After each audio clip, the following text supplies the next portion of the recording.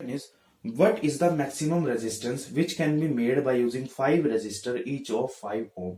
इस क्वेश्चन का मतलब है आपको 5 क्या दे दिए, रेजिस्टर्स दे दिए। आपको उसे कुछ इस तरीके से कनेक्ट करना है कि जो आपके पास रेजिस्टेंस है वो कैसा है, मैक्सिमम है।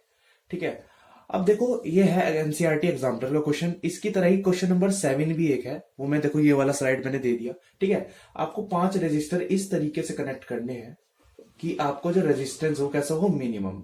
तो कभी भी अगर आपको मैक्सिमम रेजिस्टेंस चाहिए तो आपको इन रेजिस्टेंस को सीरीज में कनेक्ट करना पड़ेगा। फॉर एग्जांपल देखो सीरीज में इस तरीके से एक रेजिस्टेंस, दूसरा रेजिस्टेंस, तीसरा, चौथा एंड पांचवा। मतलब अगर आपको मैक्सिमम क्या चाहिए, रेजिस्टेंस चाहिए, तो आपको इसे सीरीज में कनेक्ट करना पड़ेगा। और अब आपको मिनिमम चाहिए तो उसे आपको पैरेलल में कनेक्ट पड़ेगा, जस्ट लाइक दिस।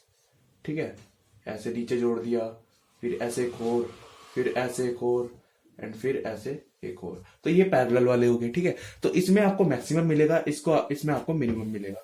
अब इसकी बात करते हैं। तो अब हमें क्वेश्चन के हिसाब से मैक्सिमम रेजिस्टेंस बताना था। देखो मैक्सिमम रेजिस्टेंस मैंने कहा कैसे लगेगा, सीरीज में। तो सीरीज का जब इक्विवेलेंट रेजिस्टेंस हम फाइंड करते हैं, क्या करते हैं, R1 plus R2 plus R3 and so on R5 तक हमें प्लस करना पड़ेगा। ठीक है, सो R1 का वैल्यू क्या है, 1/5। देखो इसने क्या कहा, एक रेजिस्टेंस कितने का है, एक रेजिस्टेंस इक्वल है 1/5 ओम के। बच्चे क्या करेंगे, तो हमें इसका इक्विवेलेंट रेजिस्टेंस निकालने के लिए 1/5, 1/5 प्लस 1/5 एंड सो ऑन 1/5 तक।